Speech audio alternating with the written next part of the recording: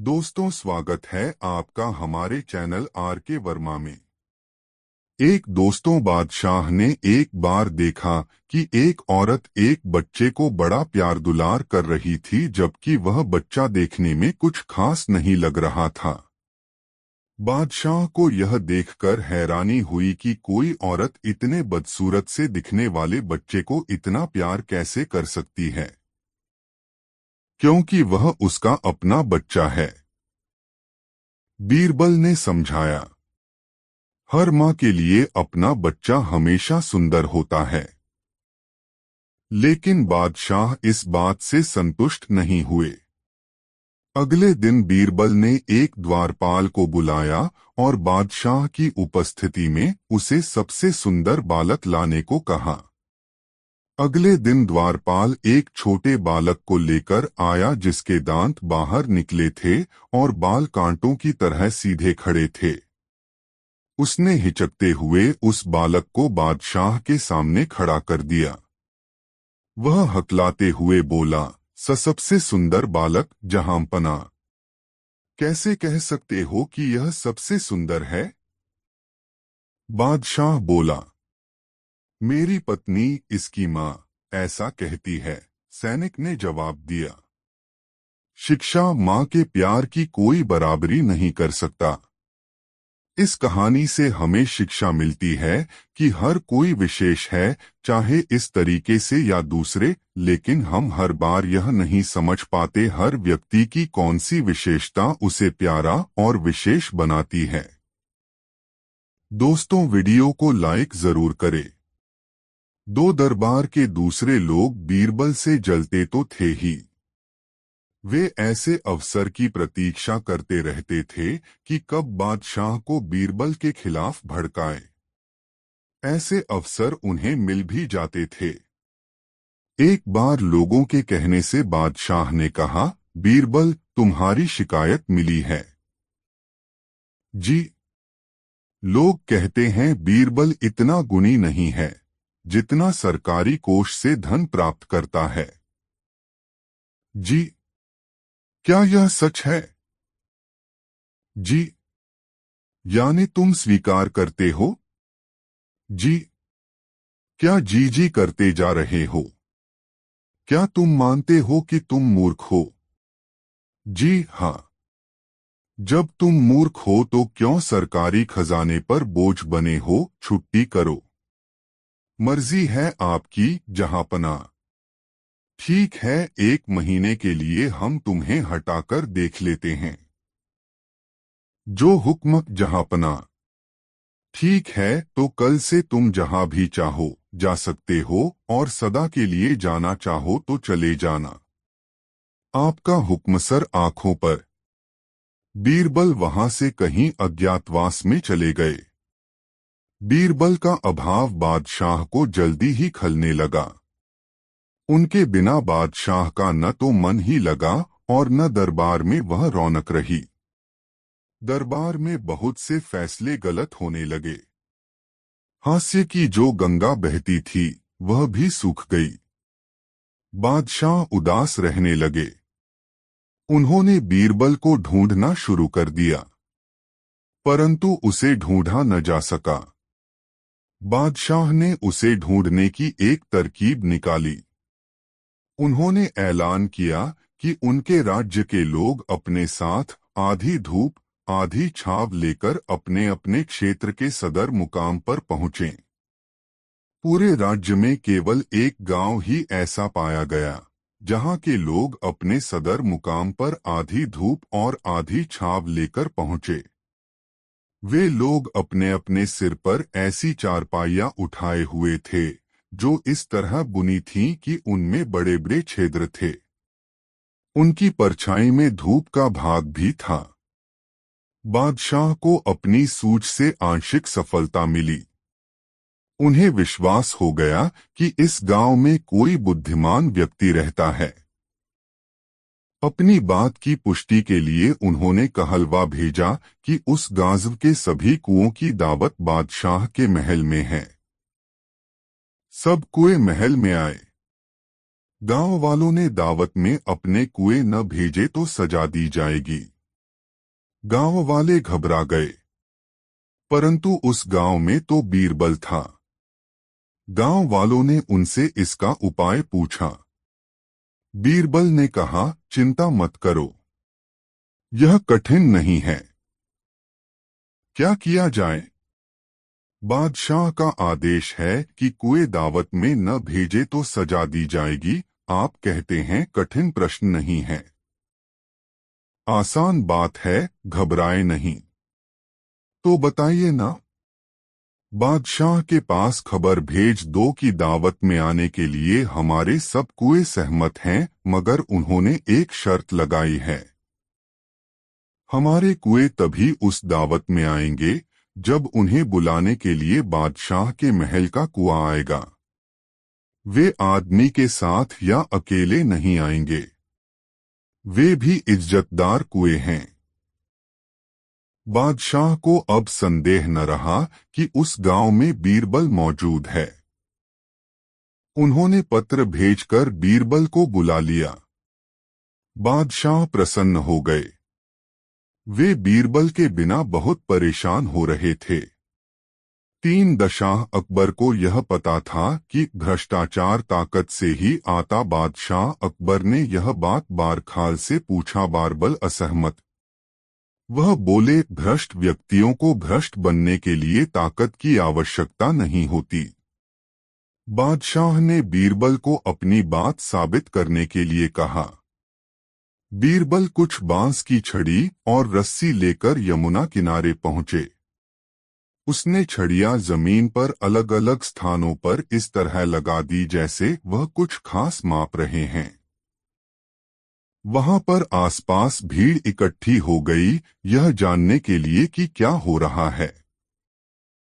बीरबल कुछ नहीं बोले।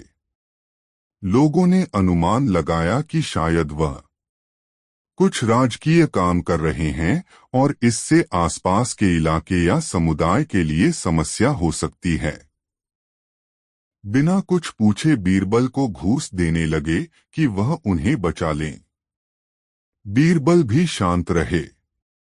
लोगों ने सोचा शायद धन कुछ कम है, तो उन्होंने कुछ अधिक धन देने को कोशिश की। आखिर बीरबल ने अपनी बात को साबित किया। वहां से अपना सामान लेकर चले गए और बादशाह से इनाम पाया। शिक्षा भ्रष्टाचार को बढ़ने के लिए शक्ति के साथ उसके भुगतने वालों की सहायता भी बढ़ावा देती है। अगर कोई व्यक्ति कमजोर है और जल्द लाभ के लिए भ्रष्टाचार को बढ़ावा देता है, तो भ्रष्ट व्यक्ति फलने फूलने लगता है। भ्रष्टाचार के लिए प्रणाली को दोष देने के बजाय हमें यह देखना चाहिए कि कुछ पाने के लिए लोग कितनी घूस देते या लेते हैं। दोस्तों, वीडियो को लाइक जरूर कर दो और कमेंट में बताएं स्टोरी कैसी लगी। अकबर को शिकार का बहुत शौक था। वे किसी भी तरह शिकार के लिए समय निकल ही लेते थे। बाद में वे अपने समय के बहुत ही अच्छे घुड़सवार और शिकारी भी कहलाए। एक बार राजा अकबर शिकार के लिए निकले। घोड़े पर सरपट दौड़ते हुए उन्हें पता ही नहीं चला और केवल कुछ सिपाहियों को छोड़कर बाकी सेना पीछे रह गई।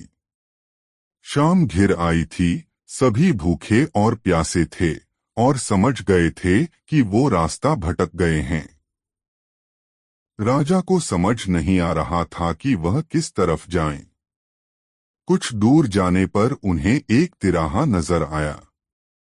राजा बहुत खुश हुए। चलो, अब तो किसी तरह वे अपनी राजधानी पहुंच ही जाएंगे। लेकिन जाएं तो जाएं किस तरफ? राजा उलझन में थे। वे सभी सोच में थे, किंतु कोई युक्ति नहीं सूझ रही थी। तभी उन्होंने देखा कि एक लड़का उन्हें सड़क के किनारे खड़ा घूर रहा है। सैनिकों ने यह देखा तो उसे पकड़कर राजा के सामने पेश किया। राजा ने कड़कती आवाज में पूछा, ऐ लड़के, आगरा के लिए कौन सी सड़क जाती है? लड़का मुस्कुराया और कहा, जनाब, ये सड़क चल नहीं सकती तो ये आगरा कैसे जाएगी? महाराज, जाना तो आपको ही पड़ेगा और यह कहकर वह खिलखिलाकर हंस पड़ा। सभी सैनिक मौन खड़े थे, वे राजा के गुस्से से वाकिफ थे। लड़का फिर बोला, जनाब, लोग चलते हैं, रास्ते नहीं। यह सुनकर इस बार राजा मुस्कुराया और कहा, नहीं, तुम ठीक कह रहे हो। तुम्हारा नाम क्या है? अकबर ने पूछा। मेरा नाम महेश दास है महाराज, लड़के ने उत्तर दिया। और आप कौन हैं? अकबर ने अपनी अंगूठी निकालकर महेश दास को देते हुए कहा, तुम महाराजा अकबर, हिंदुस्तान के सम्राट से बात कर रहे हो। मुझे निडर लोग पसंद हैं। तुम मेरे दरबार में आना और मुझे ये अंगूठी दिखाना। ये अंगूठी देखकर मैं तुम्हें पहचान लूंगा। अब तुम मुझे बताओ कि मैं किस रास्ते पर चलूं ताकि मैं आगरा पहुंच जाऊं। महेश दास ने सिर झुकाकर आगरा का रास्ता बताया और जाते हुए हिंदुस्तान के सम्राट को देखता रहा। इस तरह अकबर भविष्य के बीरबल से मिले। उसकी वीडियो को लाइक जरूर कर दो। 4 एक दिन अकबर और बीरबल वन विहार के लिए गए। एक टेढ़े पेड़ की ओर इशारा करके अकबर ने बीरबल से पूछा, यह दरख्त टेढ़ा क्यों है? बीरबल ने जवाब दिया, यह इसलिए टेढ़ा है क्योंकि ये जंगल के तमाम दरख्तों का साला है। बादशाह ने पूछा, तुम ऐसा कैसे कह सकते हो? बीरबल ने कहा, दुनिया में ये बात मशहूर है कि कुत्ते की दुम और साले हमेशा टेढ़े होते हैं। अकबर ने पूछा, क्या मेरा साला भी टेढ़ा है? बीरबल ने फौरन कहा, बेशक जहांपना। अकबर ने कहा, फिर मेरे टेढ़े साले को फांसी चढ़ा दो। एक दिन बीरबल ने फांसी लगाने की 3 तख्ते बनवाए, एक सोने का, एक चांदी का और एक लोहे का। उन्हें देखकर अकबर ने पूछा, 3 तख्ते किस लिए? बीरबल ने कहा, गरीबनवाज, सोने का आपके लिए, चांदी का मेरे लिए और लोहे का तख्ता सरकारी साले साहब के लिए। अकबर ने अचरज से पूछा, मुझे और तुम्हें फांसी किस लिए? बीरबल ने कहा, क्यों नहीं जहां पनाह, आखिर हम भी तो किसी के साले हैं। बादशाह अकबर हंस पड़े। सरकारी साले साहब के जान में जान आई। वह बाइज्जत बरी हो गया। 5 सर्दियां खत्म हो रही थी और सूर्य की किरणों की गर्मी बढ़ने लगी थी। माहौल बड़ा सुखद प्रतीत हो रहा था। ऐसे में बीरबल और अकबर अपने अपने घोड़ों पर सवार होकर कुदरत के नज़ारे देखने को निकल पड़े। चारों ओर की सुंदरता को देखकर बादशाह के मुंह से यह निकल पड़ा, भाई अस्क पेदार शुमस्त शुमाहस्त। इन शब्दों के 2 अर्थ थे। पहला अर्थ फारसी में था कि यह घोड़ा तुम्हारे बाप का है और दूसरा अर्थ था, यह घोड़ा तुम्हारा बाप है। बीरबल तुरंत समझ गए कि बादशाह क्या कहना चाहते हैं। वह बोले, दादे हुजूरस्त। इसका अर्थ था कि यह हुजूर का दिया है। बीरबल का जवाब सुनकर बादशाह के पास कहने को कुछ भी नहीं बचा था। जैसे को तैसा जवाब बीरबल ने दिया।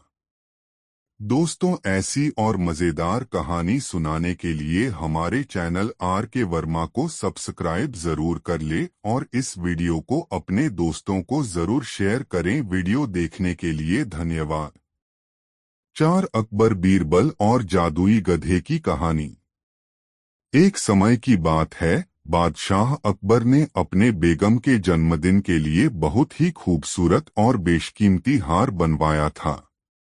जब जन्मदिन आया तो बादशाह अकबर ने वह हार अपनी बेगम को तोहफे में दे दिया, जो उनकी बेगम को बहुत पसंद आया। अगली रात बेगम साहिबा ने वह हार गले से उतारकर एक संदूक में रख दिया। जब इस बात को कई दिन गुजर गए तो एक दिन बेगम साहिबा ने हार पहनने के लिए संदूक खोला, लेकिन हार कहीं नहीं मिला। इससे वह बहुत उदास हो गईं और इस बारे में बादशाह अकबर को बताया। इस बारे में पता चलते ही बादशाह अकबर ने अपने सैनिकों को हार ढूंढने का आदेश दिया, लेकिन हार कहीं नहीं मिला। इससे अकबर को यकीन हो गया कि बेगम का हार चोरी हो गया है। फिर अकबर ने बीरबल को महल में आने के लिए बुलावा भेजा।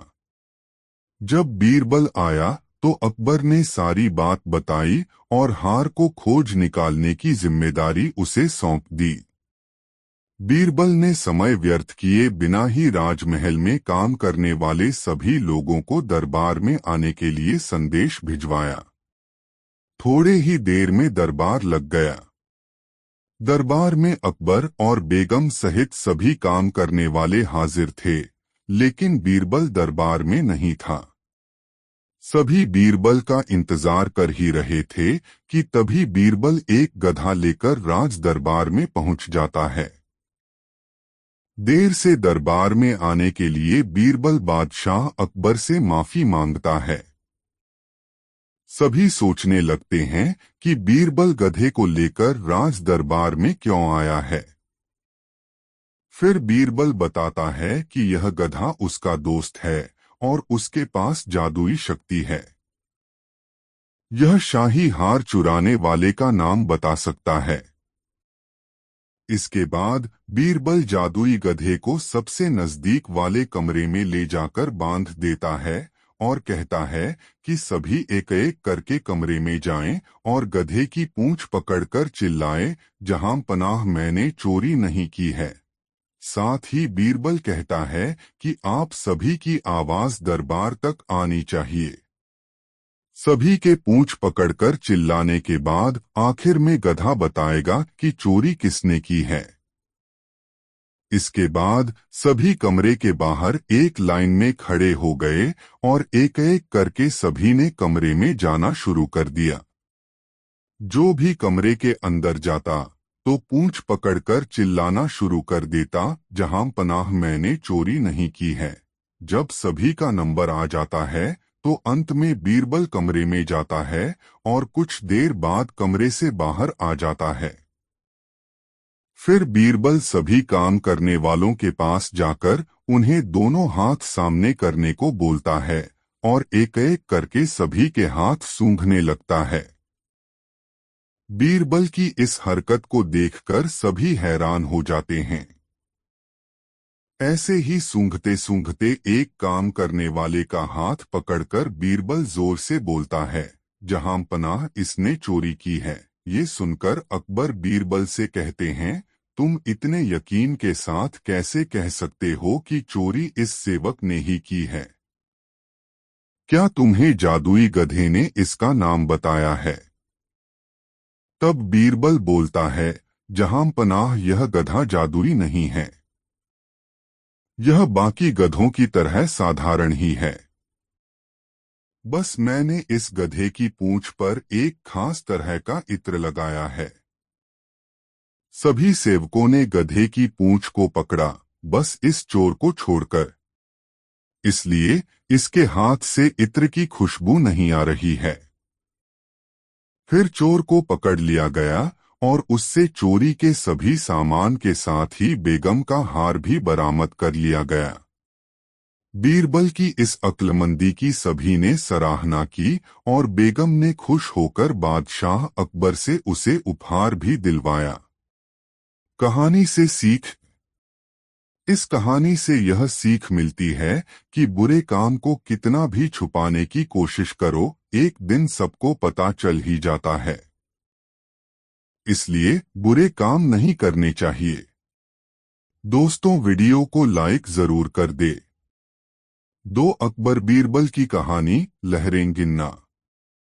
एक बार की बात है, बादशाह अकबर के दरबार में उनसे नौकरी मांगने की फरियाद लेकर एक व्यक्ति पहुंचा। उसकी कुछ देर बातें सुनने और बुद्धि की परीक्षा लेने के बाद बादशाह ने उसे चुंगी यानी टैक्स वसूलने वाला अधिकारी बना दिया। बीरबल भी उस दरबार में मौजूद थे। उन्होंने उसे कुछ देर ध्यान से देखने के बाद कहा कि बादशाह, यह व्यक्ति ज्यादा ही चालाक लग रहा है। यह जल्द ही कुछ न कुछ बेईमानी जरूर करेगा। होते होते कुछ समय गुजरा और तब तक उस व्यक्ति ने टैक्स वसूलने का काम पूरी तरह संभाल लिया था। एक दिन बादशाह अकबर के पास एक दो व्यक्ति उस अधिकारी की शिकायत लेकर आए। शिकायतें मामूली थीं, इसलिए उन पर ज्यादा किसी ने ध्यान नहीं दिया। उसके बाद रिश्वत लेने और जनता को परेशान करने के आरोप भी उस अधिकारी पर लगने लगे। इतनी शिकायतें आने पर बादशाह ने सोचा कि इसका तबादला ऐसी जगह कर देता हूं जहां इसे बेईमानी करने का मौका ही न मिल पाए। इतना सोचते ही बादशाह ने फैसला किया कि उसे अस्तबल का मुंशी बनाया जाएगा। फिर अकबर ने मन में कहा कि अब घोड़ों की लीद उठवाने के काम में ये क्या ही बेईमानी कर पाएगा। वहां मुंशी के पद पर पहुंचते ही उस व्यक्ति ने फिर रिश्वत लेना शुरू कर दिया। उसने सीधे घोड़े की देखभाल करने वालों से कह दिया कि तुम लोग घोड़ों को कम दाना पानी खिलाते हो। इसका पता बादशाह को चला है, इसलिए मुझे लीद को तोलने के लिए भेजा है। अब अगर लीद का वजन कम हुआ तो सबकी शिकायत बादशाह से कर दूंगा। इस तरह से उस मुंशी से परेशान होकर हर घोड़े के हिसाब से उसे 1 रुपए लोगों ने देना शुरू कर दिया। यह बात भी कुछ समय बाद अकबर तक पहुंच गई। उन्होंने मुंशी को सीधे यमुना की लहरें गिनने का कार्य सौंप दिया। फिर बादशाह के मन में हुआ कि अब यहाँ तो यह कोई बेईमानी कर ही नहीं पाएगा। कुछ ही दिनों में जैसे ही वो व्यक्ति यमुना किनारे पहुंचा तो वहां भी उसने अपना दिमाग दौड़ा लिया। वो नाव से सवारी करने वालों को रोक रोक कर कहता कि मैं लहरें गिन रहा हूं, ऐसे में तुम लोग यहाँ से नहीं निकल सकते हो। इसी जगह पर 2-3 दिन तक रुकना होगा। रोज रोज ऐसी बातें सुनकर नाव चलाने वालों ने अपने कार्य को जारी रखने के लिए उसे 10-10 रुपए की रिश्वत देना शुरू कर दिया। अब यमुना किनारे भी वो व्यक्ति खूब बेईमानी कर रहा था। 1-2 महीने में यह बात भी बादशाह तक पहुंच गई। तभी अकबर ने एक लिखा हुआ आदेश भिजवाया, नाव को रोको मत जाने दो। वो व्यक्ति चतुर था, उसने बादशाह के आदेश वाले पत्र को नावों को रोको मत जाने दो कर दिया था। इस थोड़ी हेरफेर के बाद उसने अकबर का आदेश वहां टंगवा दिया। आखिर में उससे परेशान होकर बादशाह ने उसे नौकरी से ही निकाल दिया। तभी बादशाह को बीरबल की बात याद आ गई कि ये आदमी बेईमानी जरूर करेगा। तब उनके मन में हुआ कि मुझे उसे पहली गलती में ही कठोर दंड देना चाहिए था। कहानी से सीख, दुष्ट अपनी दुष्टता और बेईमान अपनी बेईमानी कहीं भी जाने पर नहीं छोड़ता है। दोस्तों, वीडियो को लाइक जरूर कर दे। 3 अकबर बीरबल की कहानी, अकबर बीरबल के सवाल जवाब। बहुत समय पहले भारत में महान मुगल सम्राट हुआ करते थे, जिन्हें बादशाह अकबर के नाम से जाना जाता था। अकबर के शासन में नवरत्न थे, जिनमें से चतुर बीरबल भी शामिल थे। बादशाह अकबर बीरबल से पहली बार जंगल में मिले थे।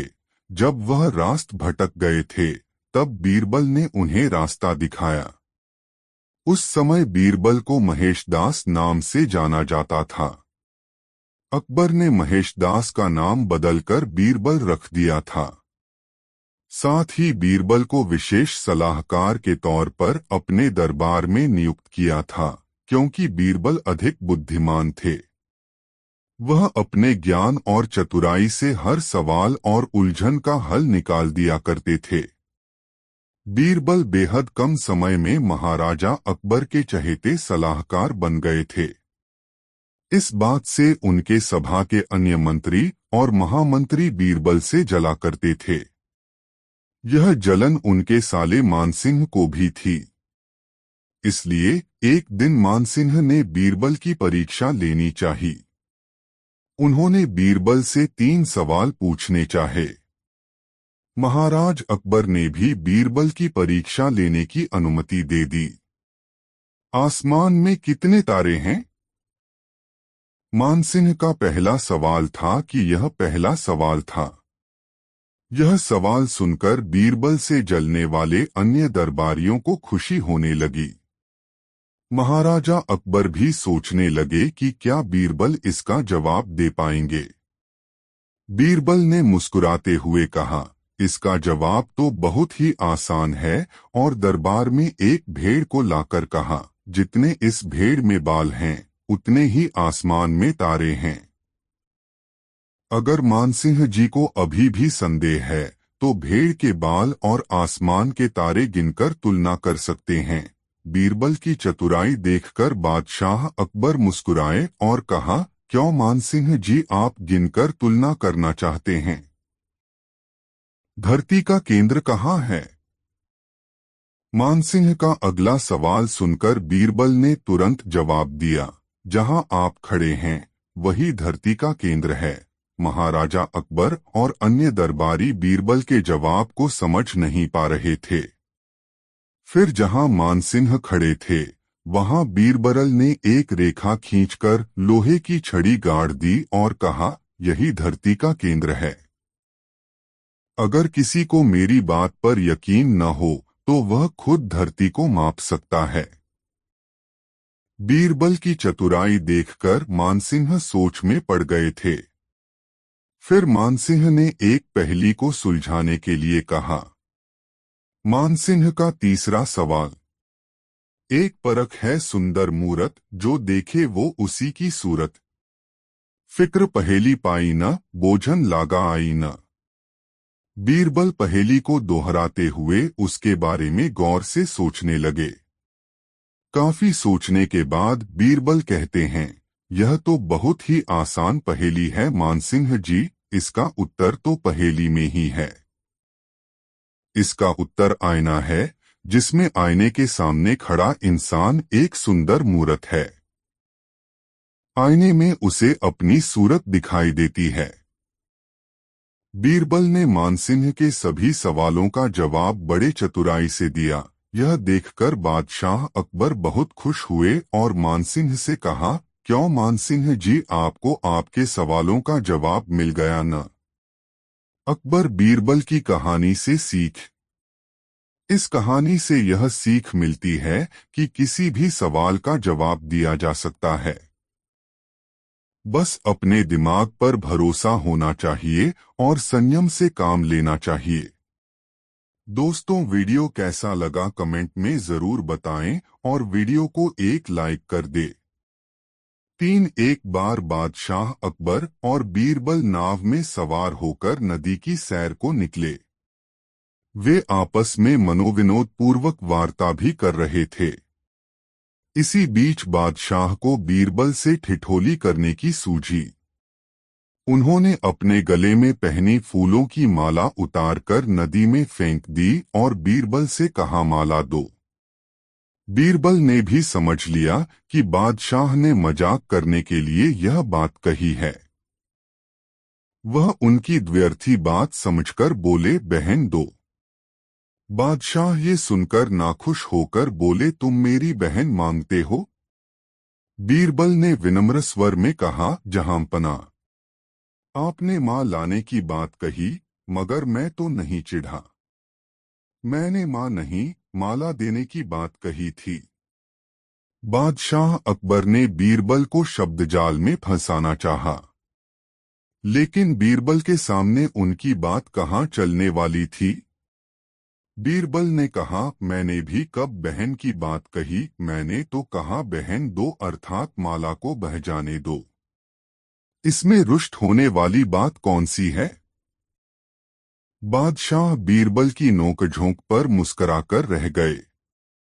शिक्षा, द्व्यर्थी शब्द कभी कभी व्यक्ति के लिए मुसीबत बन जाते हैं, इसलिए व्यक्ति को कभी ऐसा फूहड़ हास्य नहीं करना चाहिए जिससे दूसरे को बुरा लगे। दोस्तों, वीडियो को लाइक जरूर कर दे। 4 बादशाह अकबर का दरबार अजीबोगरीब प्रश्नोत्तर के संवादों के लिए प्रसिद्ध था। एक दिन बादशाह अकबर ने कागज पर पेंसिल से लेकर लंबी लकीर खींची और बीरबल को अपने पास बुलाकर कहा, बीरबल, यह लकीर न तो हटाई जाए और न ही मिटाई जाए, मगर छोटी हो जाए। बीरबल ने उसी वक्त लकीर के नीचे एक दूसरी बड़ी लकीर पेंसिल से खींच दी और कहा, अब देखिए जहांपनाह, आपकी लकीर इससे छोटी हो गई। बादशाह अकबर यह देखकर काफी खुश हुए और मन ही मन बीरबल की अक्ल की दाद देने लगे। वह कोशिश करते थे कि किसी प्रकार बीरबल को शिकस्त दें, किंतु बीरबल बीरबल थे। बादशाह अकबर का दरबार अजीबोगरीब प्रश्नोत्तर के संवादों के लिए प्रसिद्ध था। एक दिन बादशाह अकबर ने कागज पर पेंसिल से लेकर लंबी लकीर खींची और बीरबल को अपने पास बुलाकर कहा, बीरबल, यह लकीर न तो हटाई जाए और न ही मिटाई जाए, मगर छोटी हो जाए। बीरबल ने उसी वक्त लकीर के नीचे एक दूसरी बड़ी लकीर पेंसिल से खींच दी और कहा, अब देखिए जहांपनाह, आपकी लकीर इससे छोटी हो गई। बादशाह अकबर यह देखकर काफी खुश हुए और मन ही मन बीरबल की अक्ल की दाद देने लगे। वह कोशिश करते थे कि किसी प्रकार बीरबल को शिकस्त दें, किंतु बीरबल बीरबल थे। 5 बादशाह अकबर का दरबार अजीबोगरीब प्रश्नोत्तर के संवादों के लिए प्रसिद्ध था। एक दिन बादशाह अकबर ने कागज पर पेंसिल से लेकर लंबी लकीर खींची और बीरबल को अपने पास बुलाकर कहा, बीरबल, यह लकीर न तो हटाई जाए और न ही मिटाई जाए, मगर छोटी हो जाए। बीरबल ने उसी वक्त लकीर के नीचे एक दूसरी बड़ी लकीर पेंसिल से खींच दी और कहा, अब देखिए जहांपनाह, आपकी लकीर इससे छोटी हो गई। बादशाह अकबर यह देखकर काफी खुश हुए और मन ही मन बीरबल की अक्ल की दाद देने लगे। वह कोशिश करते थे कि किसी प्रकार बीरबल को शिकस्त दें, किंतु बीरबल बीरबल थे। दोस्तों, वीडियो को लाइक जरूर कर दे। 4 बादशाह का गुस्सा। बादशाह अकबर अपनी बेगम से किसी बात पर नाराज हो गए। नाराजगी इतनी बढ़ गई कि उन्हें बेगम को मायके जाने को कह दिया। बेगम ने सोचा कि शायद बादशाह ने गुस्से में ऐसा कहा है, इसलिए वह मायके नहीं गईं। जब बादशाह ने देखा कि बेगम अभी तक मायके नहीं गई हैं, तो उन्होंने गुस्से में कहा, तुम अभी तक यहीं हो गई नहीं, सुबह होते ही अपने मायके चली जाना, वरना अच्छा न होगा। तुम चाहो तो अपनी मनपसंद चीज साथ ले जा सकती हो। बेगम सिसक कर जनान खाने में चली गईं। वहां जाकर उसने बीरबल को बुलाया। बीरबल बेगम के सामने पेश हो गया। बेगम ने बादशाह की नाराजगी के बारे में बताया और उनके हुक्म को भी बता दिया। बेगम साहिबा, अगर बादशाह ने हुक्म दिया है तो जाना ही पड़ेगा, और अपनी मनपसंद चीज ले जाने की बाबत जैसा मैं कहता हूँ वैसा ही करें, बादशाह की नाराजगी भी दूर हो जाएगी। बेगम ने बीरबल से कहे अनुसार बादशाह को रात में नींद की दवा दे दी और उन्हें नींद में ही पालकी में डालकर अपने साथ मायके ले आई और एक सुसज्जित शयन कक्ष में सुला दिया। जब बादशाह की नींद खुली तो स्वयं को अनजाने स्थान पर पाकर हैरान हो गए। पुकारा, कोई है? उनकी बेगम साहिबा उपस्थित हुई। बेगम को वहां देखकर वे समझ गए कि वे अपनी ससुराल में हैं। उन्होंने गुस्से से पूछा, तुम हमें भी यहाँ ले आई, इतनी बड़ी गुस्ताखी कर डाली। मेरे सरताज, आपने ही तो कहा था कि अपनी मनपसंद चीज ले जाना, इसलिए आपको ले आई। यह सुनकर बादशाह का गुस्सा जाता रहा। मुस्कराकर बोले, जरूर तुम्हें यह तरकीब बीरबल ने ही बताई होगी। बेगम ने हामी भरते हुए सिर हिला दिया। बादशाह का सपना। एक रात सोते समय बादशाह अकबर ने यह अजीब सपना देखा कि केवल एक छोड़कर उनके बाकी सभी दांत गिर गए हैं। फिर अगले दिन उन्होंने देश भर के विख्यात ज्योतिषियों व नुजूमियों को बुला भेजा और उन्हें अपने सपने के बारे में बताकर उसका मतलब जानना चाहा। सभी ने आपस में विचार विमर्श किया और एक मत होकर बादशाह से कहा, जहांपनाह, इसका अर्थ यह है कि आपके सारे नाते रिश्तेदार आपसे पहले ही मर जाएंगे। यह सुनकर अकबर को बेहद क्रोध हो आया और उन्होंने सभी ज्योतिषियों को दरबार से चले जाने को कहा। उनके जाने के बाद बादशाह ने बीरबल से अपने सपने का मतलब बताने को कहा। कुछ देर तक तो बीरबल सोच में डूबा रहा, फिर बोला, हुजूर, आपके सपने का मतलब तो बहुत ही शुभ है। इसका अर्थ है कि अपने नाते रिश्तेदारों के बीच आप ही सबसे अधिक समय तक जीवित रहेंगे। बीरबल की बात सुनकर बादशाह बेहद प्रसन्न हुए। बीरबल ने भी वही कहा था जो ज्योतिषियों ने, लेकिन कहने में अंतर था। बादशाह ने बीरबल को इनाम देकर विदा किया। बादशाह की पहेली। बादशाह अकबर को पहेली सुनाने और सुनने का काफी शौक था। कहने का मतलब यह कि पक्के पहेलीबाज थे।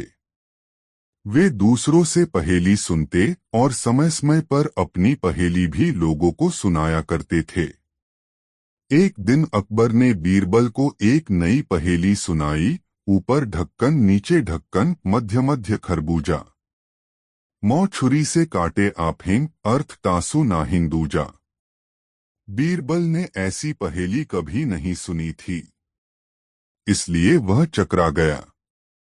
उस पहेली का अर्थ उसकी समझ में नहीं आ रहा था।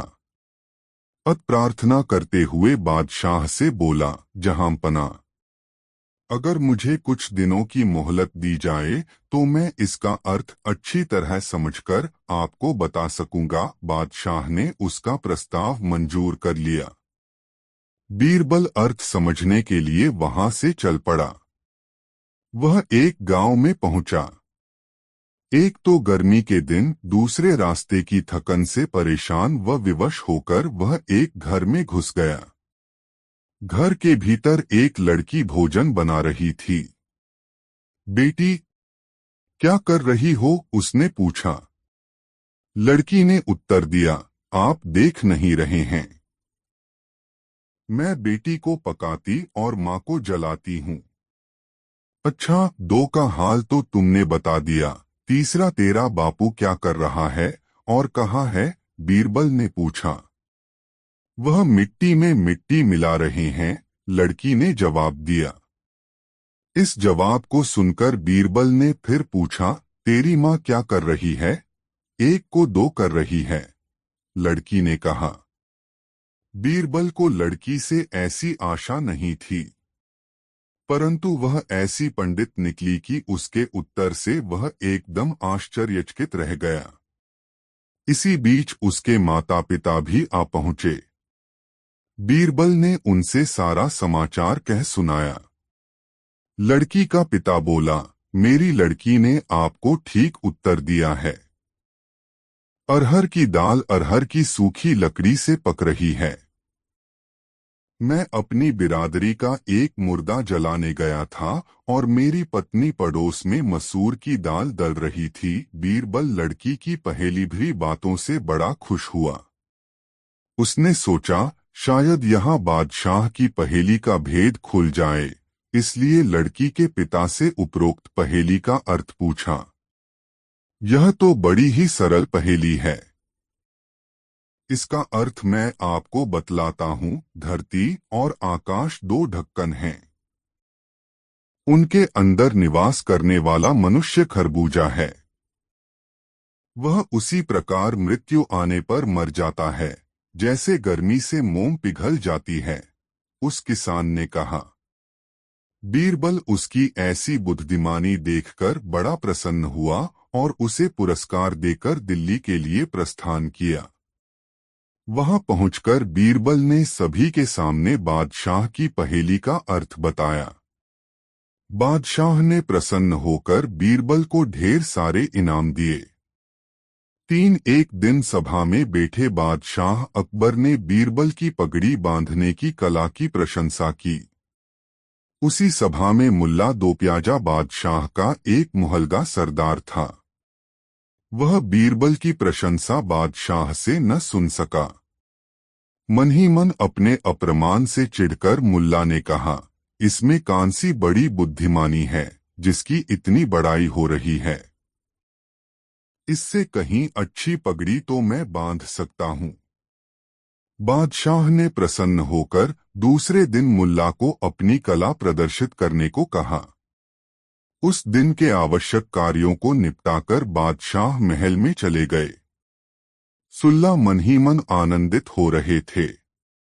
दूसरे दिन बड़े सुबह सुबह वह समय से पहले ही दरबार में जा पधारे। जो दरबारी आते वे देखते ही मुल्ला की तारीफ करते। अंत में बीरबल के साथ बादशाह भी आए। मुल्ला को पगड़ी देखकर बादशाह को बहुत प्रसन्नता हुई। मुल्ला को पगड़ी की तारीफ करते हुए बादशाह बोले, यह तो बीरबल की पगड़ी से सचमुच कहीं अच्छी बंधी है। यह सुनकर बीरबल बोले, जहांपना, यह मुल्ला साहब की करामात नहीं है बल्कि इनकी पत्नी की है। वास्तव में तारीफ के योग्य इनकी पतली है, न कि मुल्ला। उसी के सहयोग से आज यह इस सम्मान को प्राप्त हुए। यदि मेरी बात सत्य नहीं है तो मुल्ला साहब अपनी पगड़ी खोल दें और हुजूर के सामने दोबारा बांधें। यदि ऐसी ही सुंदर पगड़ी दोबारा बांध लेंगे तो ठीक है, अन्यथा फिर यही समझा जाएगा कि पगड़ी इन्होंने अपनी पत्नी से बंधवाई है। बादशाह ने बीरबल की बात को मान लिया और मुल्ला साहब को पगड़ी उतारकर दोबारा बांधने का हुक्म दिया। मुल्ला ने पगड़ी उतार ली, किंतु वे बिना शीशे के पगड़ी नहीं बांध सकते थे। उन्हें इधर उधर झांकते हुए देखकर बीरबल ने चुटकी ली और कहा, मुल्ला साहब क्या चाहिए। मुल्ला कुछ न बोले और पगड़ी बांधना आरंभ किया। शीशा न देखने के कारण उन्होंने जो पगड़ी बांधी उससे सब दरबारी और बादशाह हंस पड़े। मुल्ला बेचारे बहुत लज्जित हुए। बादशाह ने मन ही मन बीरबल की प्रशंसा की। प्रकट में बादशाह बोले, वाह मुल्ला साहब, आपने तो कमाल कर दिया। जो काम आप स्वयं नहीं कर सकते वह अपनी पतली से कठरवाते हैं। बहुत से दरबारी अकबर के शाही सलाहकार का पद लेना चाहते थे। बादशाह बोले, इसके लिए सबकी परीक्षा होगी और जो इस परीक्षा में उत्तीर्ण होगा उसे ही यह पद दिया जाएगा। अपने कहे अनुसार अकबर अपनी रजाई लेकर बिस्तर पर लेट गए। उन्होंने सभी दरबारियों को चुनौती दी कि वे उन्हें उनकी रजाई से सिर से पैर तक ढक दें। एक के बाद एक सभी दरबारियों ने कोशिश की, लेकिन सबके प्रयत्न विफल हो गए। अगर वे सिर को ढकते तो पाँव बिना ढके रह जाते और अगर पाँव ढकते तो सिर खुला रह जाता। कुछ ने रजाई को खींचकर ढकने की कोशिश की पर कामयाब नहीं हुए। तभी बीरबल आ गए। बादशाह ने उनसे पूछा, क्या आप यह कर सकते हैं? बीरबल ने रजाई और बादशाह को बिस्तर पर लेटे हुए देखा। जहांपनाह, क्या आप अपने घुटने मोड़ सकते हैं? बादशाह ने अपने घुटने मोड़े तो बीरबल ने रजाई को ढक दिया। दरबारियों को जब लगा कि वे परीक्षा में अनुत्तीर्ण हो गए तो वे चुपचाप वहां से खिसक लिए। शिक्षा, एक दृढ़ दिमाग वाला व्यक्ति अपने आसपास उपलब्ध स्रोतों का उत्तम उपयोग करने में सक्षम नहीं होता। जब दिमाग में एक बार लचीलापन आ जाता है तो समस्या सुलझाना आसान हो जाता है। एक पद के लिए किसी व्यक्ति व उस पद की जरूरत व प्रकृति के बीच का सही तालमेल होना जरूरी है। दोस्तों, वीडियो कैसा लगा कमेंट करें। 5 एक दिन अकबर ने यह बात जाननी चाहिए कि उनकी राजधानी में सबसे प्रचलित व्यवसाय कौन सा है। उन्होंने दरबारियों से पूछा। कुछ ने कहा व्यापार, कुछ बोले दुकानदारी, लेकिन अधिकतर का जवाब था सेना में काम करना। जब बीरबल की बारी आई तो वह अपने स्थान से उठे और बादशाह को झुककर सलाम किया और बोले, जहां पनाह, मेरे विचार में सबसे प्रचलित व्यवसाय वैद्य का है। सब हैरान हो गए क्योंकि शहर में वैद्यों की संख्या को आसानी से गिना जा सकता था। दरबार के वैद्य को भी गुस्सा आ रहा था क्योंकि वैद्य बनना और रोगियों को दवा देना कितना